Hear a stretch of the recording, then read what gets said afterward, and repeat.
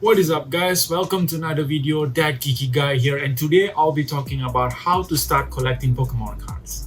So I'm gonna break down a few things. Let's start with Pokemon TCG language, or basically what languages are the card are printed on. So in this case, we have two main languages in Pokemon. So we have either English or we have Japanese. So these two are the main languages. Of course, we have other foreign languages such as Spanish, German, Chinese, and even recently Indonesian. But those are not, I will not cover those in this video. We'll just be focusing on the two main languages.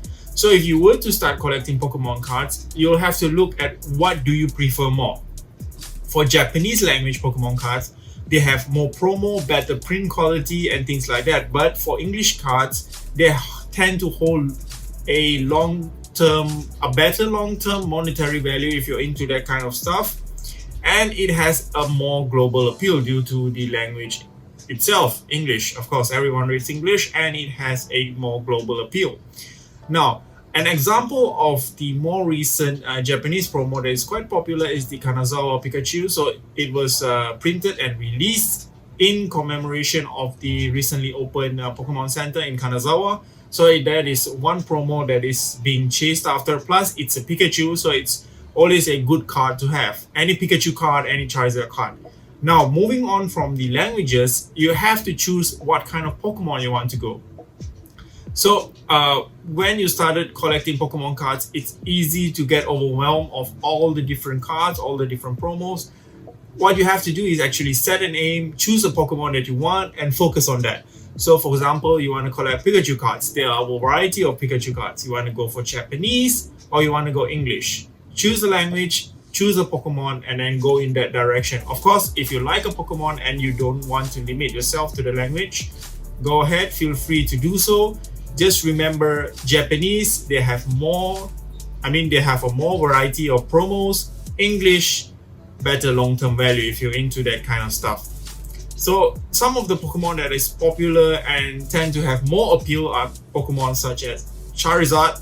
I think you guys already know about this. Charizard, the infamous Shadowless base set first edition Charizard, and then Pikachu. So these two Pokemons are quite popular. Other popular Pokemons include Gengar and things like that. But the focus would be mainly on Pikachu, Charizard. Other Pokemon, maybe like I mentioned previously, would be Gengar. Then we have Mewtwo, Mew. So those cards have more appeal. And then if you were to collect Pokemon cards in order to grade them and sell them, so that's one thing. You'll gain more. It is easier to sell those Pokemon compared to if you were to collect different Pokemon such as Donphan or Pokemon like that. So it's easier to sell those. Now let's talk about grading. So you guys might know about grading, might not know about grading. So grading is a system that basically increases the value of the card. So it really depends. Certain cards, it is better to left ungraded. So it is important to choose what kinds of card do you want to grade.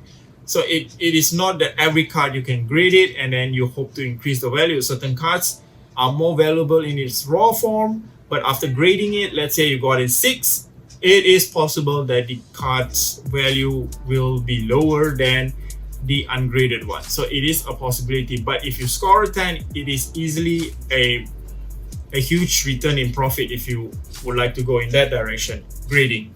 So there are 3 different companies that does grading. I never grade cards myself because I like to keep them in binders. I do not like them to have them in slabs and stuff like that. So it really depends on preference.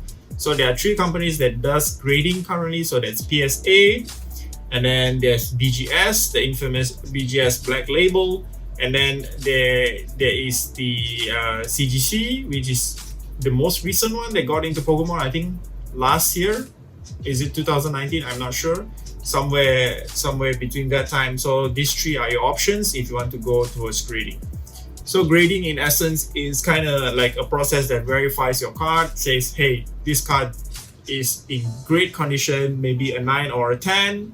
Then it basically gives a degree kind of for your card that actually increases value. So that's one thing to remember. So we covered the language, we covered the type of Pokemon you might want to collect, we covered the grading kind of.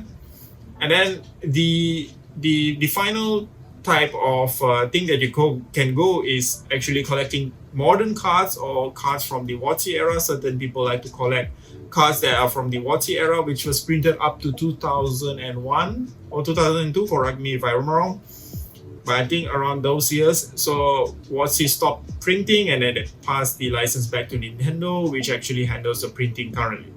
So for the WotC era cards, they are more valuable and a bit more pricey since it is already out of print, but it does hold a much better long-term value compared to the modern cards. So that's for sure. It is more valuable. So if you want to go down that route, you might want to check the sets printed by WotC, Neo Genesis, the E-Series, and so on. So even the base set, if you want to go that route.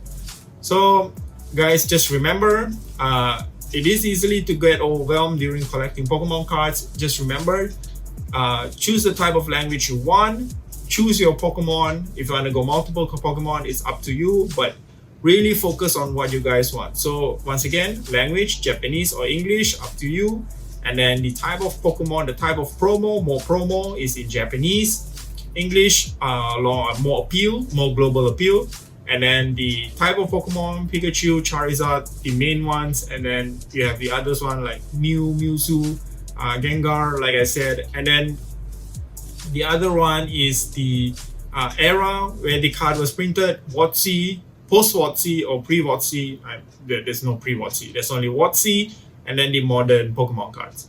So guys, I hope I don't confuse you guys with all these terms. If you have any question at all, just feel free to hit me down in the comments below. I'll try my best to answer them, and see you guys in the next one. Do like, subscribe, that helps me out a lot. Comment down below what you want to see next. I create Pokemon content on a 3 to 4 or weekly basis. So just let me know guys. See you in the next one.